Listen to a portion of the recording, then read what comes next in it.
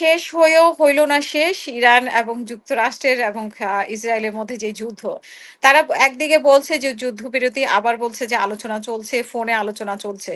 কিন্তু আমরা আজকেই দেখলাম যে তারা নতুন করে যুক্তরাষ্ট্র নতুন করে প্রস্তুতি নিচ্ছে। তো এই প্রস্তুতির জন্য আবার ইরানও প্রস্তুত। তা আপনার কাছে কি মনে হচ্ছে যে আবার যুদ্ধ লাগবে নাকি এটা একটা হুমকি বলে মনে করেন আপনি? যুদ্ধ হওয়ার সম্ভাবনা একটু কম। এইখানে বেশ। একটা অঞ্চল আছে, আমেরিকার একটা অঞ্চল আছে। বুঝতে হুম, পারছেন? আমেরিকার এই অঞ্চলটা মানে সামরিক অঞ্চল। সেটা হলো ইজিপ্ট থেকে কাজাখস্তান পর্যন্ত। এবং সেই অঞ্চলটার কথা আপনি মনে রাখবেন, এটা হলো সেনকম। এই এরিয়াটাকে বলে মিশর থেকে কাজাখস্তান পর্যন্ত হ্যাঁ, এটা হলো সেনকম অঞ্চল বলে, মানে military area of the United states of America. এটাকে হুম, এখানে ২ জন সামরিক কর্মকর্তা আছে। একজন অ্যাডমিরাল ব্র্যাড কোপার। আর আরেকজন হলো অ্যালেক্সান গ্রিনকেভিচ। অ্যালেক্সান হুম, গ্রিনকেভিচ হলো জেনারেল অ্যালেক্সান গ্রিনকেভিচ আর অ্যাডমিরাল ব্র্যাড কোপার। তারা হুম, এই অঞ্চল মিলিটারি ইয়েটা দেখে, এই অঞ্চলটাকে দেখে তারা। এই ২ জন। হুম, এই ২ জন দেখে তারা কিন্তু অলরেডি জেনারেল ড্যান কেইন অর্থাৎ chairman of the joint chief of staff general Dan কেইনকে জানিয়েছে এই ২ জন যে যুদ্ধটা আর কন্টিনিউ করা ঠিক হবে না। কারণ মিশর থেকে কাজাখস্তান পর্যন্ত যে মিলিটারি এরিয়া হুম, আমেরিকার, যে আমি তো বললাম এলেকশন, হ্যাঁ, বিচ, হুম, আর আরেকজন হলো ব্র্যাড কোপার অ্যাডমিরাল। ডাইরেক্ট হুম, বলেছে যে এই যুদ্ধটা করা ঠিক হবে না। আপনারা তো অনেক দূরে আছেন আমেরিকাতে, আমরা কিন্তু একদম কাছে আছি। ইসরায়েল এবং হুম, মধ্যপ্রাচ্য এবং বিশেষ করে গালফ কান্ট্রি এবং ইরানের কাছাকাছি আছি। যেহেতু কাজাখস্তান থেকে তো এগুলো খুবই কাছে। তাহলে যুদ্ধ হুম, করা জিওপলিটিক্স এর যে ফিজিবিলিটি, মানে ওয়ার ফিজিবিলিটি তে বলে না যে আমেরিকার আর যুদ্ধ করা এখানে সমীচীন। সমীচীন হবে না। হুম, এইজন্য যে এই যুদ্ধ করে এখানে জেতা যাবে না। আর হুম, আপনি বললেন না যে ওই যে আপনি যেটা আপনার কথোপকথনে বোধহয় উল্লেখ করেছেন, এটা এরকম যে শেষ হুম, হয়েও হইল না শেষ। তার মানে কি? এখানে একটা হুম, সিজ ফায়ার চলছে। তো আপনি কি মনে হুম, করেন সিজফায়ারের সময়ে ইরান হাত গুটিয়ে বসে আছে? একটা কথা আছে হুম, না, ঘর পোড়া গরু সিঁদুরে মেঘ দেখলে ভয় পায়। অর্থাৎ হুম, ইরান ইজ অলওয়েজ অ্যালার্ট। এখানে ইরানের যে মিলিটারি মুখপাত্র ব্রিগেডিয়ার, তিনি পরিষ্কারভাবে বলেছেন, একজন brigadier, he is facing the press from the IRGC, and also hmm, from the part of the traditional army. উনি পরিষ্কার বলেছে যে না, আমরা কিন্তু বসে নেই। আমরা হুম, আমেরিকা এবং ইসরায়েলকে চিনি। যেকোনো সময় তারা আক্রমণ করতে পারে। সেজন্য Iran is ready for war. Iran will go to the extreme situation of the arms skirmishes. Iran একদম হুম, শেষ পর্যন্ত, হ্যাঁ, এই হুম, এই এই সংঘাতের শেষ সীমানা পর্যন্ত ইরান যাবে। সেজন্য ইরান হুম, সম্পূর্ণভাবে প্রস্তুত। এবং আরেকটি খুব সাংঘাতিক কথা বলে দিয়েছে। সেটা আবার হুম, আমেরিকানরাও কোট করেছে। এই যে এই সামরিক মুখপাত্র উনি বলেছেন যে আমরা তো অনেক জিনিস এখনো বেরই করি নাই। মানে আর্মস হুম, এর ব্যাপারে বলছে। আমাদের যে অনেক মিসাইল আছে, ব্যালিস্টিক মিসাইল, মাঝারি পাল্লা, দূরপাল্লার, এইগুলোর যে স্টক পাইল গুলো আমরা ওপেনই করি নাই এখনো।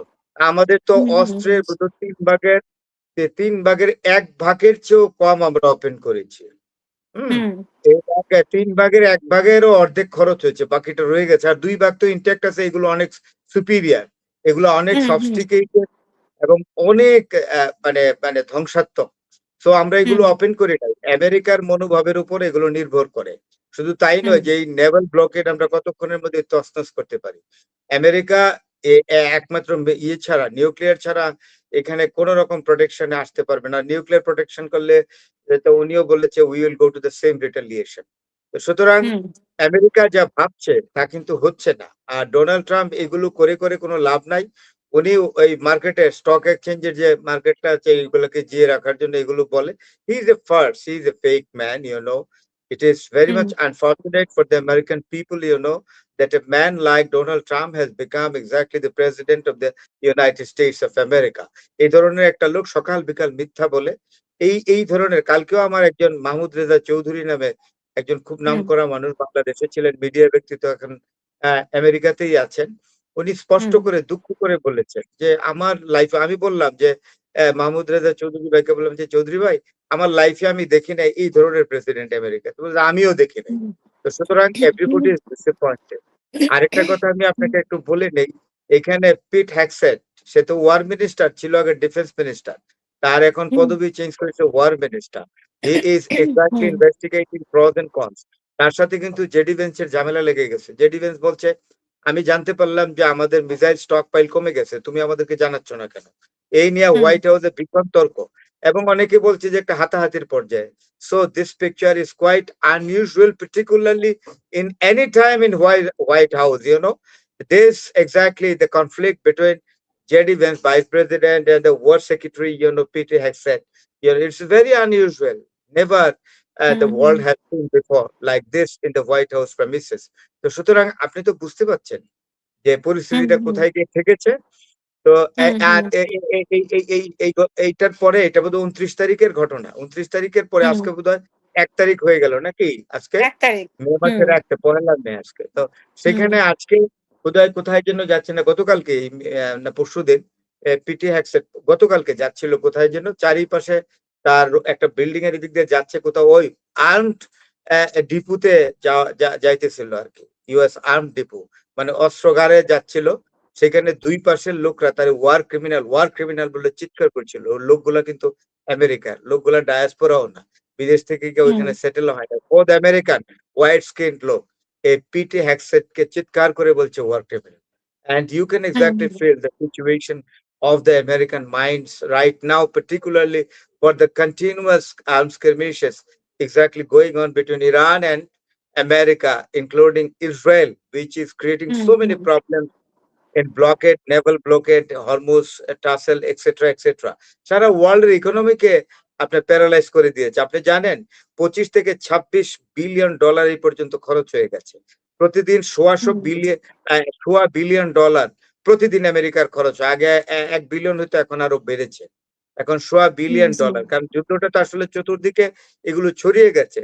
So it is hmm, really tough for America how far or how long Donald Trump shall be able to continue this one. Hmm. Thank you.